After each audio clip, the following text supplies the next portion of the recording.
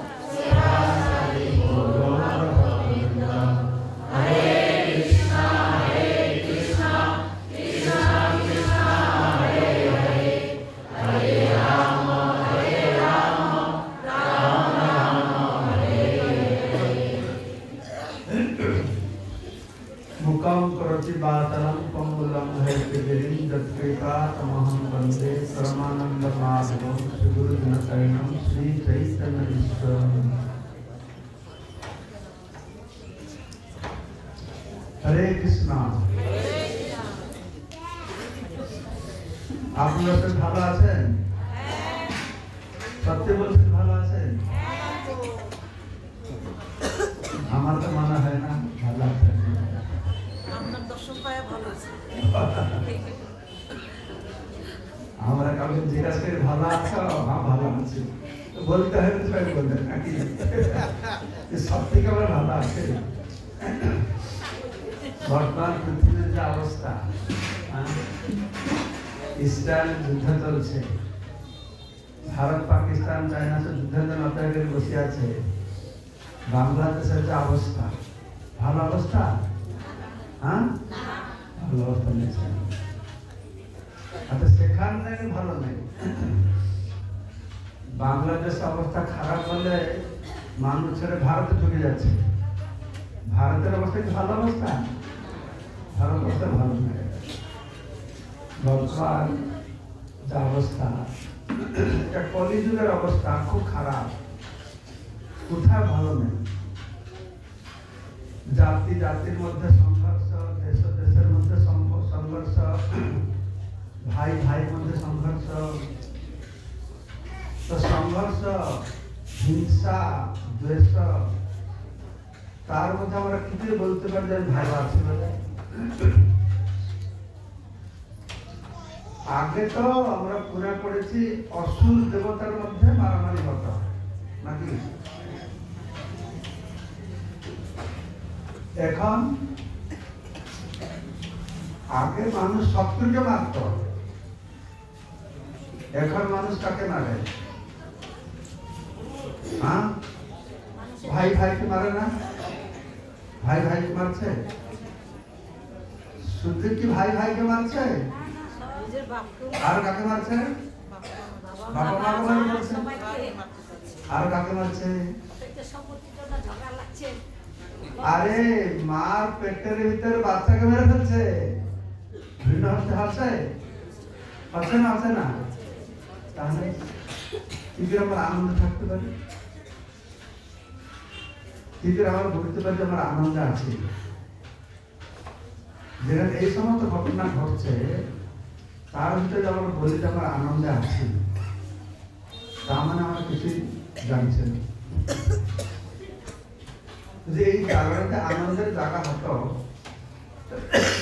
তাহলে ভগবান কৃষ্ণ গীতায় কি বলেছেন? এই জায়গা কিসের জায়গা বলেছেন? এটা যে দুঃখালয়ম, এটা দুঃখের জায়গা না। না, আমরা তো একটু সুখ পাই। সুখটা আছে অস্বস্থাতম, দুঃখালয়ম অস্বস্থাতম। তো এখানে কি করে মানুষ সুখ থাকতে পারে? কি দুঃখ আমরা পাই? কিসের দুঃখ আছে আমাদের? বলুন তো একটা দুঃখ বলুন। আবার বাড়িতে দুঃখ, আপনার দুঃখ, কথা বলুন। ছেলেটা পরীক্ষা ফেল হয়ে গেছে, দুঃখ না সুখ হয়? ছেলে পরীক্ষা ফেল হলে সুখ হয় না দুঃখ হয়? স্বামীর চাকরি চলে গেলে সুখ হয় না দুঃখ হয়? মেয়ের বিয়ে না হলে সুখ হয় না দুঃখ হয়? ঘর বাড়ি থাকার নেই, সুখ না দুঃখ? এইসব দুঃখ নিয়ে আমরা পড়ে আছি। কিন্তু এই সমস্ত দুঃখের একটা সমাধান আছে। এই সমস্ত দুঃখ কার কপালে আছে, কার কপালে নেই, নাকি? কেউ পাস হয়, কেউ ফেল হয়, কারো বাড়ি আছে, কারো ভালো বাড়ি নেই, কেউ টাকা পায়, কেউ টাকা পায় না। এরকম একটা দুঃখ বলুন, কেউ চায় না সবাইকে পেতে হবে। সে দুঃখটা কি কে জানে? তা আমরা যদি দুঃখটা কি জানি না পর্যন্ত, তাহলে দুঃখ থেকে মুক্তি পাবো কি করে? একটি অবস্থায় আমরা আছি, আমরা দুঃখটা তো কি জানলাম না। সেজন্য ভগবান কৃষ্ণ ভগবত গীতায় যে জ্ঞান দিয়েছেন, দুঃখ থেকে নিবৃত্তি পাওয়ার জ্ঞান শুধু নয়, দুঃখ থেকে কি উদ্ধার পাবো সেই জ্ঞান দিয়েছেন তা নয়। ভগবান কৃষ্ণ জানেন যে আমরা অত মূর্খ, অত বুদ্ধু যে দুঃখ থেকে নিবৃত্তি পাবো, কিন্তু দুঃখটাকে আমরা জানি না। সেজন্য ভগবান বলছেন জন্ম মৃত্যু জরা ব্যাধি দুঃখ দোষানু দর্শনম। কেউ চায়, কেউ মরতে চায়? হাত তোলো। কেউ মরতে ভালোবাসে? কেউ মরতে ভালোবাসে না। আমরা মরতে ভালোবাসলে মৃত্যুকে কেউ ভালোবাসে? কেউ বাসে না। আমরা মৃত্যুকে ভালো না বাসলে কেউ মৃত্যু আমাদেরকে ভালোবাসে? মৃত্যু প্রভুপাদ বলছেন যে যেই দিন আমার জন্ম হয়েছে সেই দিন মৃত্যু আমাদের সঙ্গে এসেছে, সেদিন মৃত্যু সঙ্গে কৃষ্ণ গীতায় কি বলছেন? জাত সেই ধ্রুব মৃত্যু। কেউ মৃত্যু চায় না, কিন্তু সবাইকে মৃত্যুর সম্মুখীন হতেই হবে। কেউ বৃদ্ধ হতে চায় না, সবাইকে বৃদ্ধ হতে হবে। কেউ ব্যাধি চায় না, সবাইকে ব্যাধি ভোগ করতে হবে। এরকম সমাধান আছে? আচ্ছা আচ্ছা, মৃত্যুর সময় তো কষ্ট হয়, ব্যাধি হলে কষ্ট হয়, বৃদ্ধ হলে কষ্ট হয়, জন্মটা তো আনন্দের ব্যাপার না? কার ঘরে সন্তান জন্ম হয় আনন্দ হয় না দুঃখ হয়? হ্যাঁ, তোমার আনন্দ করো? হ্যাঁ কি না? তো যার জন্ম হয় সে কি আনন্দ পায় না দুঃখ পায়? আনন্দ পায়। আনন্দ চেলায়, চিৎকার করে, কান্না করে না হাসে? কান্না করে না হাসে? কান্না করে কেন আনন্দে? তাহলে কষ্ট, তাহলে কষ্ট। তো এই কষ্ট থেকে আমার উদ্ধার পাবো কি করে? কিছু কিছু কষ্ট আছে। আসলে প্রথম সমস্যা আমরা কষ্ট, দুঃখটাকে দুঃখ বলে জানি না। দুঃখ বলে জানলাম, দুঃখ থেকে মুক্তি পাওয়ার উপায় জানি না। তৃতীয়টা হচ্ছে দুঃখ থেকে মুক্তি পাওয়ার উপায় জানি না তা নয়,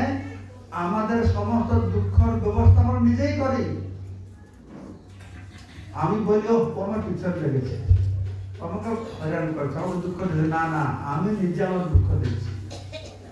মৃত্যু, এই মৃত্যু আমরা সবাই এড়াতে চাই, কেউ মরতে চায় না। একবার ব্যাসদেবের দাদু, উনিও আমাদের মতো মরতে চায় না। তো ব্যাসদেবের দাদু ব্যাসদেবের কাছে এসেছেন, বলছেন আমি কিভাবে না মরবো এটা ব্যবস্থা করতে পারবেন? আমি মরবো না। তখন ব্যাসদেব বলছেন সেটা দাদু তো হয় না, যাত্রাশের দীর্ঘ মৃত্যু, যার জন্ম হয়েছে তো অবশ্যই মরবে, মরবে না কি করে? তো বলছে না না, এরকম হয় না, তুমি তো ভগবানের অবতার, তুমি আমার জন্য মৃত্যুটাকে আটকাও, মরবো না।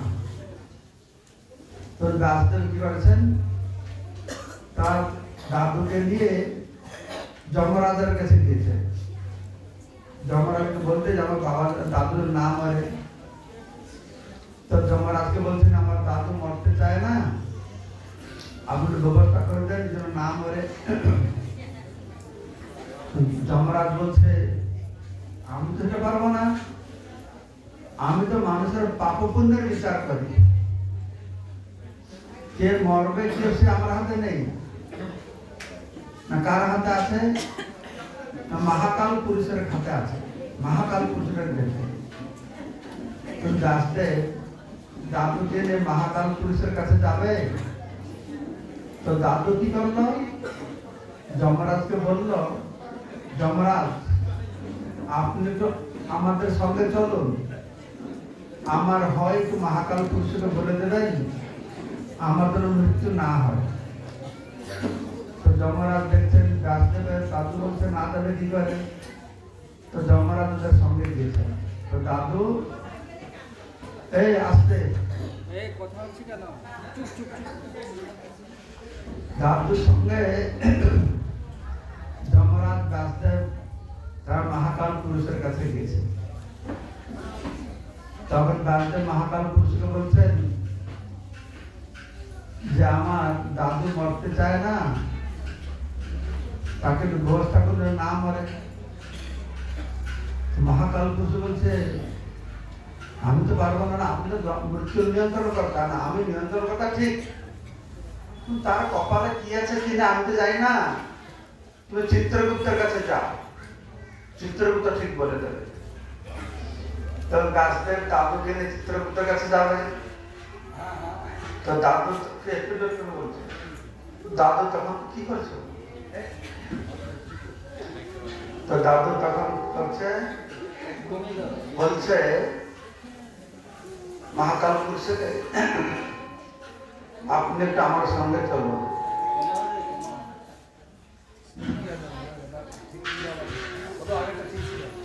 তখন ব্যাসদেব সঙ্গে যমরাজ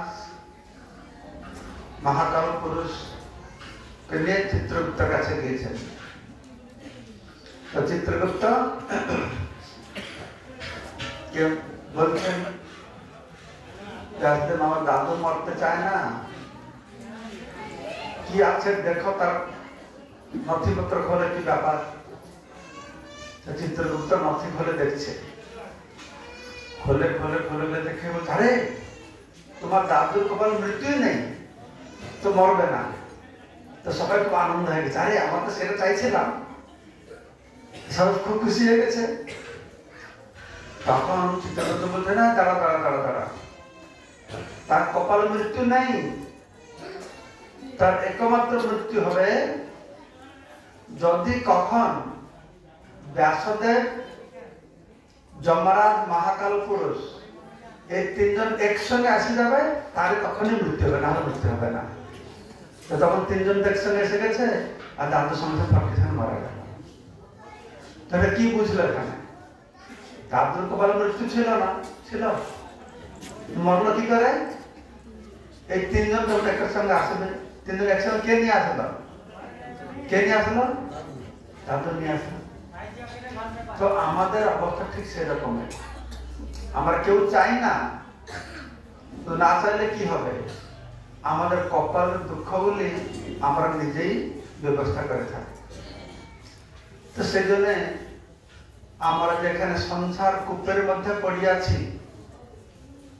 এই যে সংসারে আছে, মানুষ মনে করছে সুখের সংসার, কত আনন্দ। না, এটা সংসার কারাগারের মধ্যে আমরা আছি, ভব কূপের মধ্যে আমরা আছি, ভব সাগরে আমরা হাবুডুবু খাচ্ছি, সংসার দাবানলে আমরা দগ্ধীভূত হচ্ছি। তো ভগবান কি করেছেন? আমাদেরকে এই ভব কূপ থেকে উদ্ধার করবার জন্য উপায় দিয়েছে। যদি কুয়ার মধ্যে পড়ে থাকে তাহলে সেই থেকে মুক্তি পাওয়ার উপায়টা কি? না, উপর থেকে কেউ যদি রশি দেবে, সেই রশিকে ধরে আমরা কুয়া থেকে উদ্ধার করতে পারবো। তো ভগবান সেই রশি দিয়েছেন। সেই রশিটা কি? সেটা হচ্ছে ভগবত গীতা জ্ঞানরূপক রশি দিয়েছেন। ভগবত গীতার জ্ঞান যদি আমরা আহরণ করি, ভগবত গীতার জ্ঞান যদি আমরা বুঝি, ভগবত গীতার জ্ঞান যদি পালন করি, তা আপনি কুয়াতে পড়ে আছেন, এই জন্য কেউ রশি দিল, আপনি কুয়া থেকে মুক্তি পাবে না পাবে না? পাবে। কি করে পাবে? না ধরলে পাবে? এটাকে ধরতে হবে। তবে ধরেছে, সে উপর থেকে টানছে, জোরে না ধরবে তাহলে উপরে টানলেও মুক্তি পাবে। ঠিক সেরকম ভগবান কৃষ্ণ ভগবত গীতা জ্ঞান রূপক রশি দিয়েছেন। তো আমাদের কি করতে হবে? এটাকে ভালো করে বুঝতে হবে, জানতে হবে, জোরে ধরতে হবে। তো আমরা গীতা পাঠ করি, অনেক মনে করে গীতা পাঠ করলে কি হবে? গীতা পাঠ করলে পাপ দূরে চলে যাবে, গীতা পাঠ করলে পুণ্য হবে, গীতা পাঠ করলে স্বর্গে যাবে, গীতা পাঠ করলে মুক্তি পাবে। কিন্তু গীতা পাঠের আসল উদ্দেশ্যটা কি? ভগবত গীতা পাঠ করলে কি হবে? তো ভগবান কৃষ্ণ বলছেন, ভগবত গীতা যদি আমরা পাঠ করি তাহলে আমরা মায়া বন্ধন থেকে মুক্তি লাভ করবো। দৈবীয়সা গুণময়ী মম মায়া দূরত্বয়া। ভগবানের যে মায়া শক্তি, এই মায়া শক্তি দূরত্ব, একে কেউ অতিক্রম করতে পারবে না। মায়া অত একটা সূক্ষ্ম বিষয়, কিভাবে যে আমাদের গ্রাস করে। মায়া কি করে না, সুখকে দুঃখ বলে মনে করিয়ে দেয়, অনিত্য বস্তুকে নিত্য বলে মনে করায়, অনাত্মাতে আত্মবুদ্ধি দেয়। এই জগতে আমরা সুখী না দুঃখী? কে সুখী কে দুঃখী? আমরা ভালো মন্দ খেয়ে সুখী হই, আনন্দ পাই। এই জগতে একটা এরকম জিনিস আছে যে যেটা খেয়ে সবাই আনন্দ পায়। আমেরিকার লোকেরা আনন্দ পায়, তারা কি ব্রেড খায়, সালাড খায়, তারা আনন্দ পায়। ভারতের লোকেদের যদি ব্রেড সালাড দেবে তারা কি আনন্দ পাবে? ভারতের লোকেদের খাওয়া জন্য কোনটা ভালো লাগে? ভারতের পাঞ্জাবিদের খাওয়া এক রকমের, দক্ষিণ ভারতের খাওয়া এক রকমের, বাঙালিদের খাওয়া এক রকমের। সবাই যে আনন্দ, খাবার আনন্দটা সব আলাদা আলাদা। একটা বাড়িতে একটা ভাইকে একটা জিনিস ভালো লাগে, আর জিনিস ভাইকে আরেকটা জিনিস ভালো লাগে। এই খাবার যে আনন্দটা, এটা সবার জন্য আলাদা আলাদা। কেন? এটা শুয়োর, শুয়োর কি খেতে আনন্দ পায়, কি খেতে ভালো লাগে? বলতে হবে না, মুখ খুলে সবাই জানে কি খেতে ভালো লাগে। সেটা যেন মানুষকে দেবে, সে ভালো লাগবে তাকে? হ্যাঁ, আপনাদের ভালো লাগবে? আপনারা কোনদিন বিষ্ঠা খেয়েছেন? আমরা কোনদিন বিষ্ঠা খেয়েছি? হ্যাঁ কি না? আমরা সবাই বিষ্ঠা খেয়েছি। আমরা সবাই কিন্তু শুকর ছিলাম। আমাদের 84 লক্ষ জনি ভ্রমণ করে না মানুষ শরীরটা পেয়েছি। আমরা 84 লক্ষ জনি পেয়েছি, মানুষ জন্ম পেয়েছি। এখন বলছি বিষ্ঠাটা ভালো নাই। যখন শুকর ছিলাম আমি, তো সেই শরীরের বিষ্ঠাটা ভালো লাগছিল। কোনটা ভালো কোনটা মন্দ? রেঙ্গুনে মাইনামারে একটা গোডে মরছিল, সেখানে জন্মাষ্টমীর দিন গায়ে ঘি দিয়ে লুচি ভাজতো, পুরি ভাজতো। তো পড়োশি লোকের লাঠি নিয়ে আসতো, এই ছাত্ররা কি বানাচ্ছে, এই দুর্গন্ধে থাকা যায় না, অত গন্ধ। মানে ঘিতে পুরি ভাজে, সে গন্ধটা সহ্য করতে পারছে না। তাদের কি গন্ধ ভালো লাগে জানো? তাদের গ্রামে গ্রামে একটা চৌবাচ্চা রাখে, চৌবাচ্চা রেখে সারা বছরে ওই গ্রামে বিড়াল আর শিয়াল কুকুর যা মারা যাবে ওই চৌবাচ্চায় চুপ রাখে ডুবিয়ে। সারা বছর পচে পচে পচে পচে জুস বেরিয়ে যাবে। তো একদিন একটা উৎসব হবে, সারা গ্রামের লাইন দিয়ে বসবে, ওটাকে মেপে মেপে খাবে। হা কি গন্ধ, ওটাদের আনন্দ। এখন আপনি বলুন তো কোনটা ভালো কোনটা মন্দ? কোন খাবারটা ভালো কোন খাবারটা মন্দ? এই ভালো এই মন্দ এই সব ভ্রম। আপনি যদি বলছেন ভালো আছি, আমি ভালো খাচ্ছি, এগুলো সব ভ্রম। কোনটা ভালো কোনটা মন্দ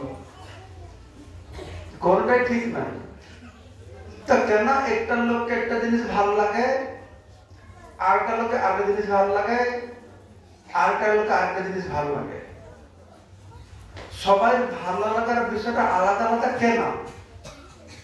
এর ভিতরে কি কারণ আছে? কে বলতে পারবে? কেন সবাইকে আলাদা আলাদা জিনিস ভালো লাগে? একই জিনিস সারা পৃথিবীর সবাইকে একটা জিনিস ভালো লাগে না কেন? সবাই তো মানুষ। কে বলতে পারবে? বলো, বুদ্ধি কাকে?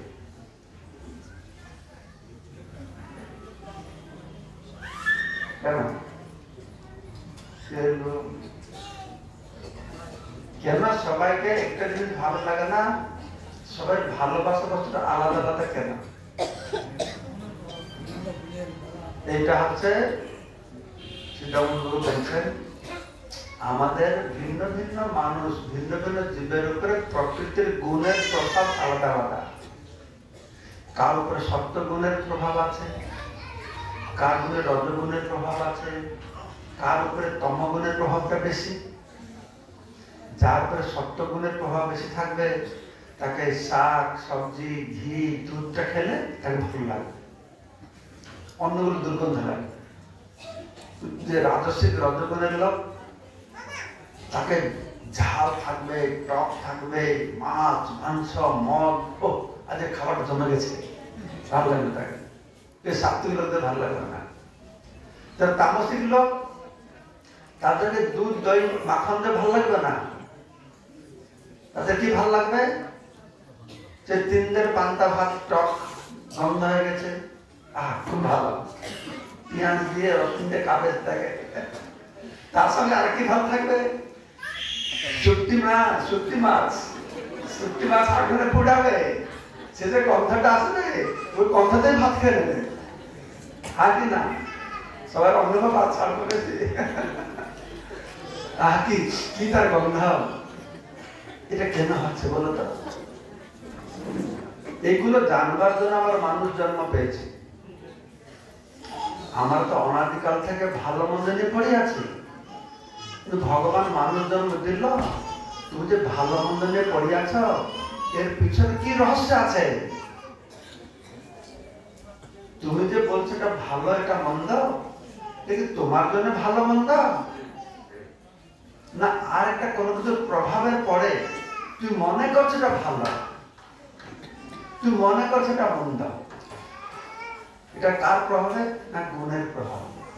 দৈহিয়ে সাগুণময়ী মোহমায়া দূরত্বে, ভগবানের যে ত্রিগুণাত্মকা মায়া, একে আমরা কেউ অতিক্রম করতে পারবো না। এর প্রভাবের বশবর্তী হয়ে এই ভালো মন্দের বিচারটা আমাদের, এটা আত্মার ভালো মন্দের বিচার নয়। যে জল আকাশ থেকে পড়ে, জলের রংটা কি? স্বচ্ছ, তাই না? যখন পাহাড়ে পড়বে, সাদা মাটির সংস্পর্শে আসে, সাদা লাগবে দেখতে। কালো মাটি দিয়ে চলে আসলে কালো লাগবে দেখতে, লাল মাটি দিয়ে আসলে দরকার লাল লাগবে দেখতে। তা আমাদের অবস্থা ঠিক সেরকম। এটাকে বলে দৈবী সাগুণময় মহামায়ার প্রত্যয়া। ভগবান এরকম কি করেছেন, আমাদেরকে গুণের প্রভাবে ফেলে এই ভালো মন্দের বিচারটা আমাদেরকে দিয়েছে। এটা আসল জীবাত্মার বিচার নয়। আমার কোনটা ভালো কোনটা মন্দ এটা আমরা কি করে বিচার করব? যদি আমাদের সুখ দুঃখের বিচারটা কোথায়, শান্তি অশান্তির বিচারটা কোথায় দেখুন তো। আমাদের কে শান্তি আছে, কে অশান্তিতে আছে? শান্তি অশান্তিটা কোথা পাই? আমরা মন দিয়ে পাই। মন থেকে শান্তি অশান্তি হয় না। তো আত্মাটা অশান্তি দুঃখ পায় কখন না, মনের মধ্যে যখন অনেক কামনা বাসনা থাকবে, সেই মনকে নিয়ে যখন আত্মা থাকবে সে সমস্ত দুঃখ পাবে। মন যদি কামনা বাসনা থাকে, সেই মনের সংস্পর্শে থাকলে আত্মা কোনোদিন দুঃখ পাবে না। তো সেজন্য ভগবান শ্রীকৃষ্ণ ভগবত গীতায় আমাদের অনেক সুন্দর সুন্দর কথা বলেছেন, যেগুলি আমরা করলে কি হবে না, আমরা শুধু সুখে বাঁচবো তা নয়, সুখে মরব। এই কলিযুগে কেউ তো সুখে থাকতে পারে না। কেউ সুখে থাকতে পারে না তা নয়, কেউ সুখে মরতেও পারে না। ভক্ত বলছিল যে কলিযুগে সব ভেজাল, কলিযুগ অত ভেজাল যে কেউ ভালো থাকতে পারে না, মরতে চাইলে মরতেও পারে না। একটা লোক বিরক্ত হয়ে মরতে চাইল, সে বলে যা আমি গিয়ে ট্রেন লাইনে শুয়ে আত্মহত্যা করো। তো গিয়েছে ট্রেন লাইনে শুতে, শুয়ে আছে। তো শুয়ে আছে ঘন্টার পর ঘন্টা ট্রেন লেট, ট্রেন আর আসছে না, বাস তার মৃত্যু হলো না। বললাম যাই গলায় দড়ি দিয়ে বলবো। তারপরে গিয়েছে ছাতে দড়িটা বেঁধেছে আর গলায় বেঁধেছে, ঝাঁপ দিয়েছে, দড়িটাতে ভেজাম, ঝাঁপে দড়িটা ছেড়ে গেছে, মরল না। কি করবে? আমি তাহলে যে ধানের ক্ষেত্রে যে মেডিসিন দেয় না, বিষ খেয়ে মরবো। তারপরে একটু বিষ খেয়েছে আর মরছে না, ভেজাল বিষ খাও। তো বর্তমানের অবস্থাটা এরকম হয়ে গেছে, মানুষ ভালো বাঁচতে পারবে নাকি ভালো মরতে পারবে না। তাই বলছে সাধন করো ভজন করো, মরতে জানলে হয়। সবাই মনে করে আমি ভালোভাবে বাঁচবো, ভালোভাবে বাঁচবে, ভালোভাবে বাঁচার থেকে আরো গুরুত্বপূর্ণ ভালোভাবে কিভাবে আমরা মরবো।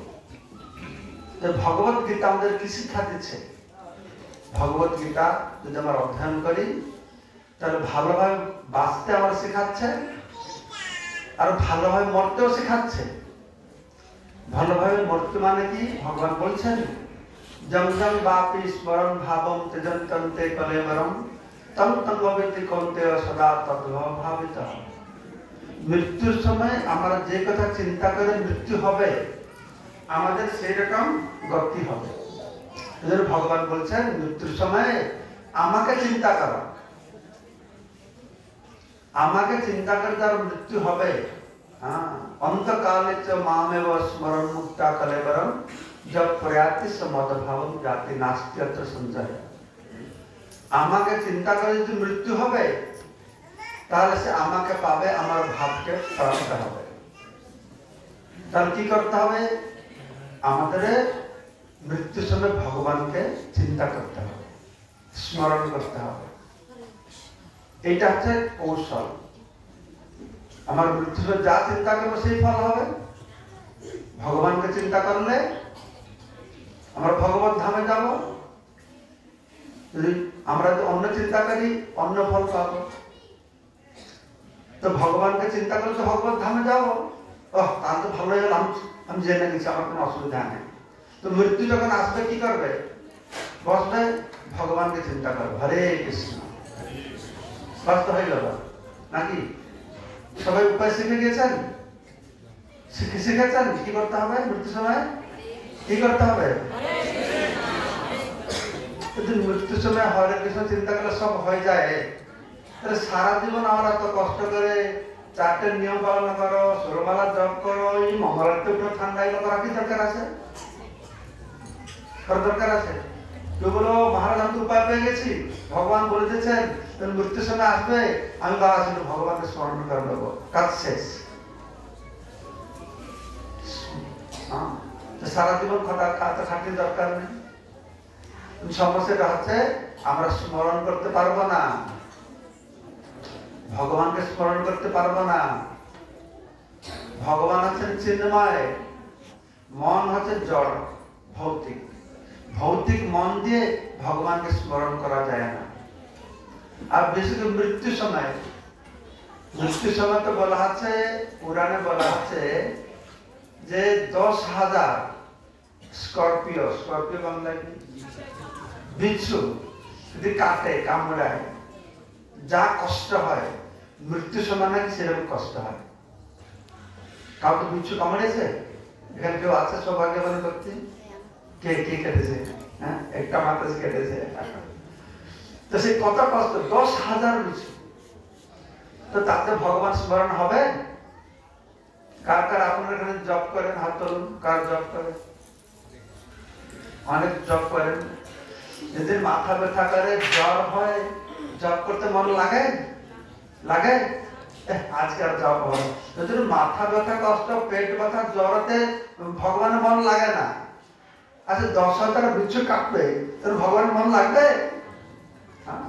বাপরে মারে করে বসে বসে তাহলে কি কি মনে করবে? আমরা যে বলছি কোনো চিন্তা নেই, ভগবানের স্মরণ করতে বলছেন। রাধা কুলশেখর বলছেন যে প্রাণ প্রয়াণের সময় কফবাত পিত্ত কণ্ঠাবরুদ্ধ কুধ স্মরণন্তে, যখন প্রাণ চলে যাবে, কণ্ঠ অবরুদ্ধ হয়ে যাবে কফবাত পিত্ত দিয়ে, কুধ স্মরণন্তে, আমি কি কি তোমাকে স্মরণ করতে পারি? তো আমরা ভগবানকে স্মরণ করতে পারি না। আমরা ভালোভাবে যাই না। আমরা যে জপ করতে বসি, ভগবান স্মরণ হয় না, শুধু হরে কৃষ্ণ মুখ থেকে বেরোয়। একটু জপে মন দিতে কোথায় যে মন চলে যায়, আবার টেনে লাগাও, আবার চলে যায়, আবার টেনে লাগাও, হয়? সবাই হয় না আমাদের? তার কি করে করতেছে মনটা লাগবে? আমাদের যে মনে জপে মন লাগে না। অনেক ভক্তরা বলে মহারাজ কি করবো, আমরা জপে মন বসছে না। আরে জপে মন তো বসবেই না, কি করে বসবে? মনটা তো ভৌতিক, ভগবান তো দিব্য চিন্ময়। এই ভৌতিক মনকে চিন্ময় ভগবান কি ধরে রাখবে? ধরে রাখা যায়। তবে ভগবান যদি কৃপা করে আমার মনে উদ্দিত হবে, তবে আমি ভগবানকে স্মরণ করতে পারবো। তো সেই জন্য আমরা কি করছি, সারা জীবন গীতা ভাগবত পাঠ করছি, ভগবানের প্রসাদ পাচ্ছি, ভগবানের নাম করছি, ভগবানের বাণী প্রচার করছি, ভগবান যেন অত কষ্ট করছি। তাহলে কি হবে না, মৃত্যুর সময়ে ভগবান আমার মনে আবির্ভূত হবে। এই সারা জীবন ভক্তিমূলক সেবা করে থাকি, ভগবান এত কৃপালু। ভগবান বলছেন যদি কোন কারণবশত আমার ভক্ত সারা জীবন ভক্তি করেছে, আমাকে মনে করতে পারল না, যদি বাতাদি দোষের মদভক্ত মান ন স্মরেত, কফপিত্ত বাতর দোষের দরুন আমার ভক্ত যদি আমাকে স্মরণ না করতে পারে, যদি বাতাদি দোষের মদভক্ত মান ন স্মরেত অহম স্মরামি মদভক্তম নয়ামি বৈকুণ্ঠ লোকম, তাহলে আমি আমার ভক্তের কথা স্মরণ করব। আমি আমার ভক্তের কথা স্মরণ করব। তো আমরা ভগবানকে স্মরণ করাটা বড় না ভগবান আমাকে স্মরণ করলে ভালো? কোনটা ভালো? হ্যাঁ, আমরা ভগবানকে দেখে না ভগবান আমাকে দেখে? কোনটা দরকার? আমরা ভগবানকে দেখবো না ভগবান আমাকে দেখবে? আমরা আরে আমাকে দেখে রে বাবা, কে দেখবে? ভগবান দেখবে না? হ্যাঁ, আমরা এরকম বলতে ভগবান আমাকে দেখবে। এটা অন্ধ লোক ছিল, অন্ধ সাধু। তো বৃন্দাবনে বাঙ্কবিহারী মন্দির আছে, তো রোজ দর্শনার্থী সময় পর্দা খুলবে, ওকে হাত ধরে দাঁড়িয়ে থাকে দর্শনার্থী সময়। তো পূজারী রোজ দেখে কিন্তু অন্ধ, যে দেখতে পারে না। কেন আসে দর্শনার্থী সময়? তো মনে করছে আমার কিছু চমৎকার হচ্ছে, মনে হয় যে আমাদের চমৎকার আছে। জিজ্ঞাসা করছে, আচ্ছা সাধু বাবা, আপনি তো অন্ধ, দেখতে পারেন না, তো রোজ আসে দাঁড়ান কেন? তো বলছে, দেখো আমি ভগবানকে দেখতে পারি না, অন্ধ হয়েছি, কিন্তু আমি আসি, হে প্রভু, হে সৎকার, আমি তোমার একজন প্রজা, আমি তোমার দরবারে উপস্থিত আছি, আমি আছি যে ভগবান একটু আমাকে দেখো। আমাদের নজর যদি ভগবানের উপরে পড়ে, ভগবানের কোন কল্যাণ হবে? ভগবান নজর যদি আমাদের উপরে পড়ে, তাহলে আমাদের জীবনটার লক্ষ্য আছে তাই আমরা কি করব যাতে আমার ভগবানের দৃষ্টি আকর্ষণ করতে পারবো। কেন দৈবীয় সগুণময়ী মহামায়া জড়তে মাম এবং যে প্রপদ্যন্তে মায়া মেকাম তরন্তিতে। যদি কোনোভাবে বিভিন্ন ভাবে আমরা ভগবানের দৃষ্টিকে আকর্ষণ করতে পারি, তাহলে আমরা এই দূরত্বিকর মায়াকে আমরা লঙ্ঘন করতে পারবো। এই মায়া অত সহজ নয়। আমাদের ভুলে ভালে অনাদি কর্ম ফলে পড়ি ভবার নবজলে তরিবারে না দেখি উপায়। এই জীবনে নেই, অনাদিকাল থেকে পুনরপি জন্মম পুনরপি মরণম পুনরপি জন্মে জঠরে শয়নম। আমরা কত না দুঃখ পাচ্ছি, কত না দুঃখ পাচ্ছি। এই সাময়িক সংসার সুখের জন্য আমরা সুখ কতটুকু পাচ্ছি, সারা জীবন দুঃখ পাচ্ছি, আর সুখ অল্প একটু পাচ্ছি। একটু সুখের জন্য সারা জীবন আমাদেরকে পরিশ্রম করতে হবে, জন্মান্তরে পরিশ্রম করতে হবে। তাই ভগবত গীতা কি করে?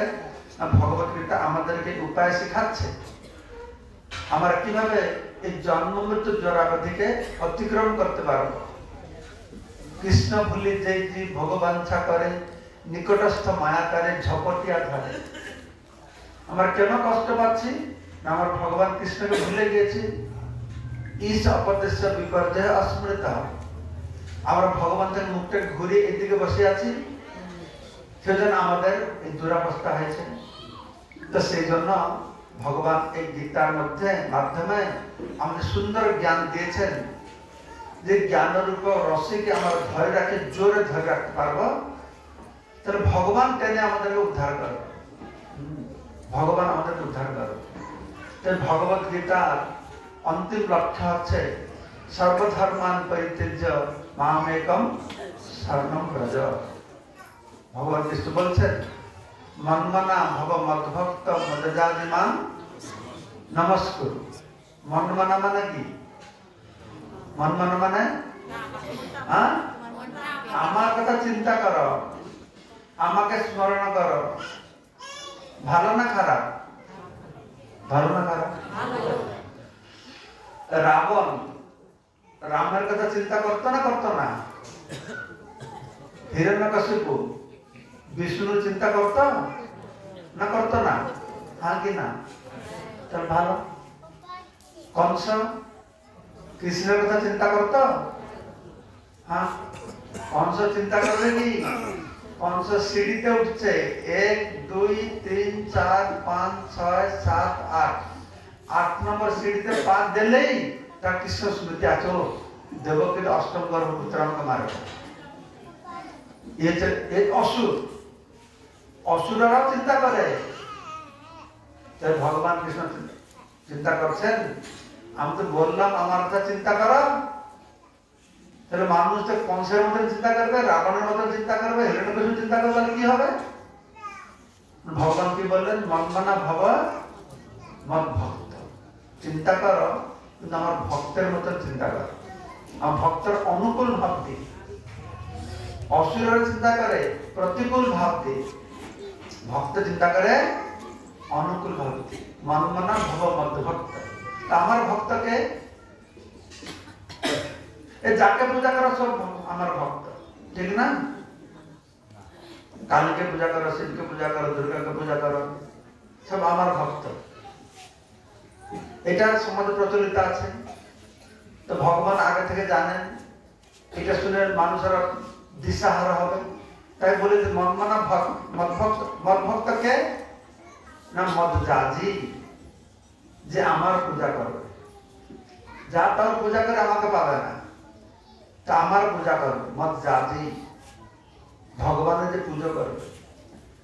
তো প্রথমটা কি হল, ভগবান কি বললো প্রথমে? প্রথম কি করতে হবে মনে রেখেছেন? প্রথমটা কি? মন মানা, মানে আমার কথা চিন্তা করবে। কার মতো চিন্তা করবে? ভক্তের মতো। ভক্তকে যে ভগবানের পূজা করে।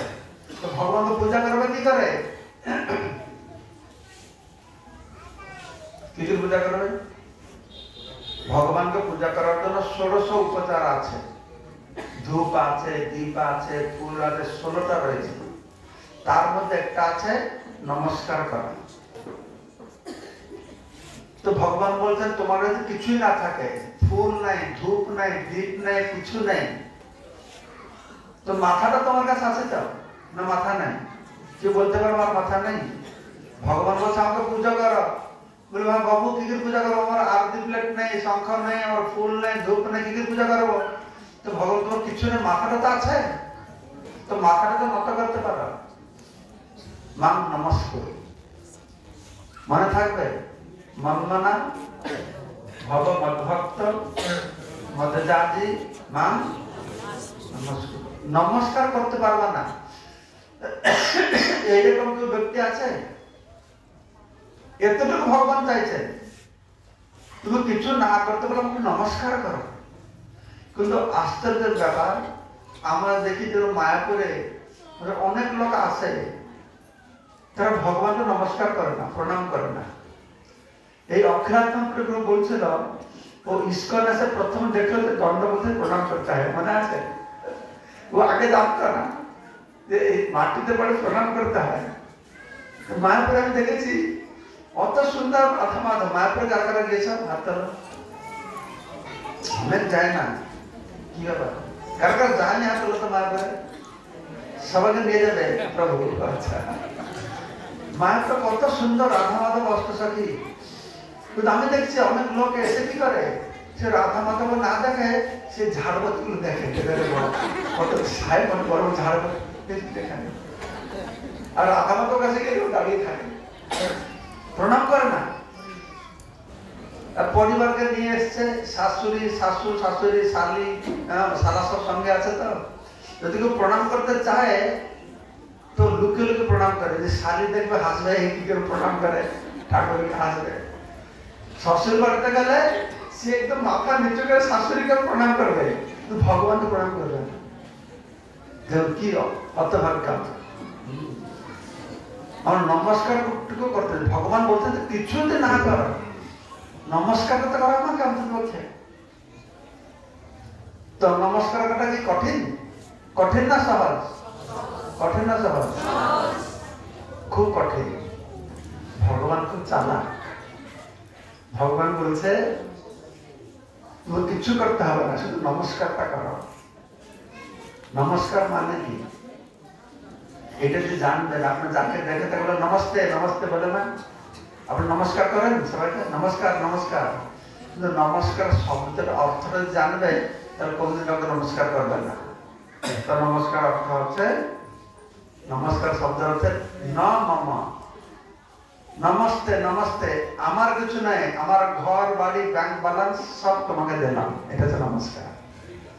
সেজন্য যাকে নমস্কার করবে ভালো করে অর্থটা বুঝে নমস্কার করতে হবে। নমস্তে মানে ন মম তে, মানে আমার ব্যাংক ব্যালেন্স, ঘর বাড়ি, ছেলে মেয়ে বউ সব তোমার হবে, এই হচ্ছে নমস্কারের অর্থ। বুঝতে পারছেন?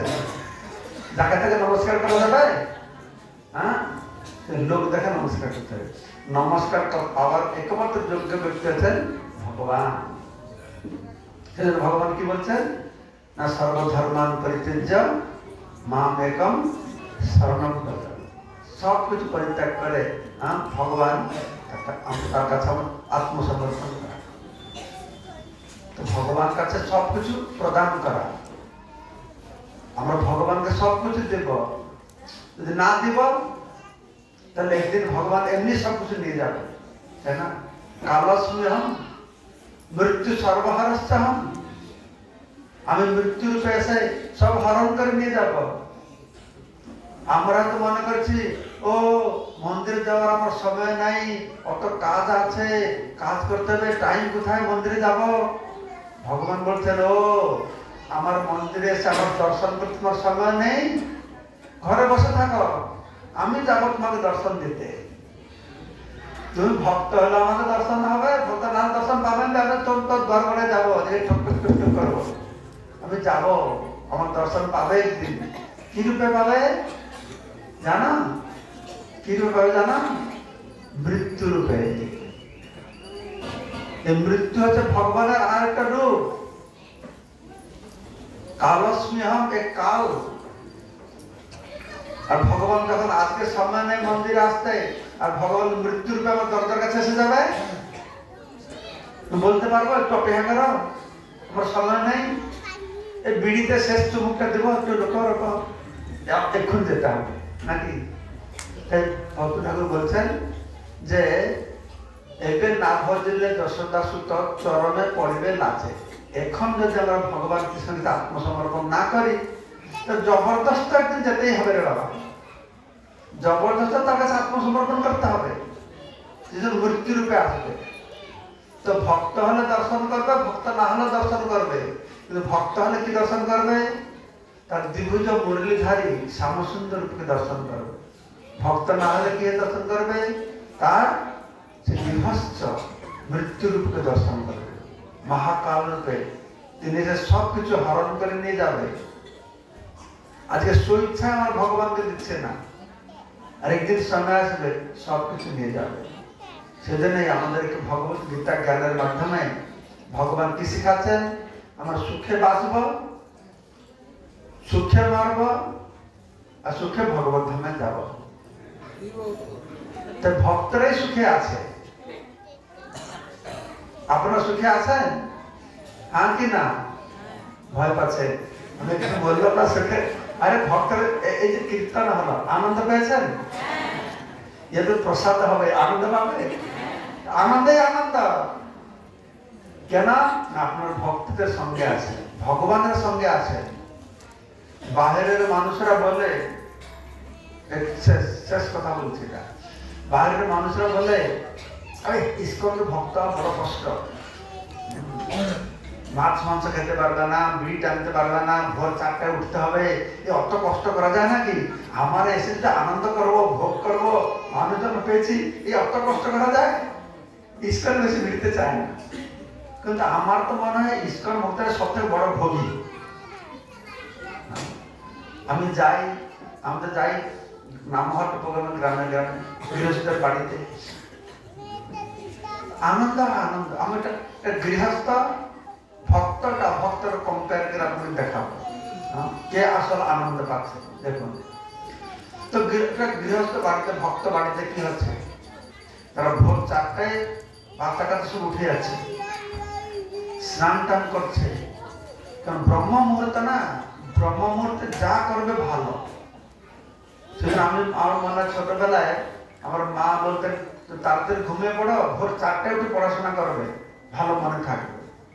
হ্যাঁ, শুধু আধ্যাত্মিক জিনিস না, ভৌতিক কাজ যা করবে ব্রহ্ম মুহূর্তে ভালো লাগবে। ভোরবেলা যা করবে তা ভালো লাগে। তো ভোরবেলা ঘুমটাও খুব ভালো লাগে নাকি? ভোরবেলা এটা ভালো জমে, যা করবে ভালো। সে ভোর ব্রহ্ম মুহূর্তে পুরো পরিবার উঠে স্নান টান করে পরিষ্কার হয়, তো মনে শান্তি পাবে না অশান্তি পাবে? শান্তি পাবে। আর সমস্ত ভক্তের বাড়িতে ঠাকুর আছে, ঠাকুরের সুন্দর ফটো আছে, গৌরীদের বিগ্রহ আছে, রাধামাতা বিগ্রহ আছে। পর্দাটা খুলবে, সুন্দর ভগবানকে দেখবে, চক্ষুর আনন্দ হবে না নিরানন্দ হবে? তারপরে তারপরে স্ত্রী আরতি করছে, স্বামী মৃদঙ্গ বাজাচ্ছে, ছেলে মেয়েরা করতাল বাজাচ্ছে, সংসার প্রাণায় প্রাপ্তস্য কল্যাণং গুণার্ণবস্য বন্দে গুরু শ্রী চরণারবিন্দম। কর্ণের আনন্দ না নিরানন্দ? চক্ষুর আনন্দ, কর্ণের আনন্দ। তারপরে ধূপ দেবে, ফুল শুঙ্গাবে, তুলসী ফুল ধূপ, নাসিকার আনন্দ নিরানন্দ। মঙ্গলারতি হয়ে গেল, বাল্য ভোগ দেবে, জুহার আনন্দ না নিরানন্দ? আনন্দই আনন্দ। আর যারা ভক্ত নয় তারাও আনন্দ পায়।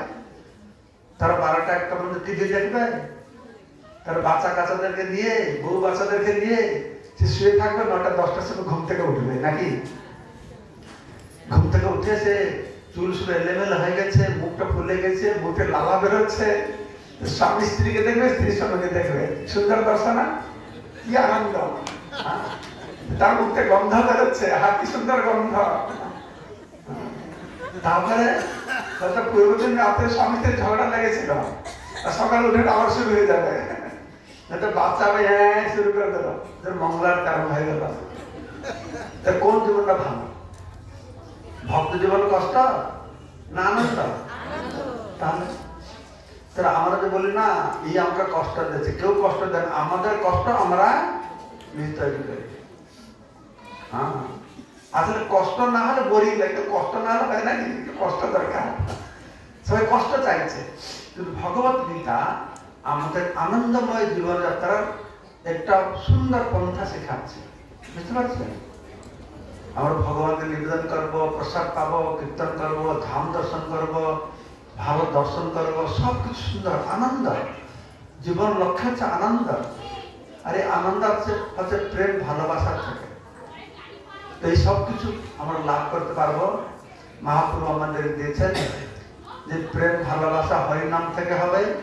যতক পুরাণ প্রমাণ দেখানা নামের সমান নেই, নামের অতি হলে প্রেমের উদয়, প্রেমেতে হরিকে পাই।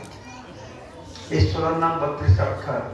হরে কৃষ্ণা হরে কৃষ্ণা কৃষ্ণা কৃষ্ণা হরে হরে, হরে রাম রাম রাম হরে হরে। ভগবানের নাম রূপ লীলা গুণের মাধ্যমে সবসময় যতটা বেশি সারা দিনের মধ্যে ভগবানের সঙ্গে আমরা যুক্ত রাখতে পারবো, ততটা আমাদের জীবন আনন্দময় হবে।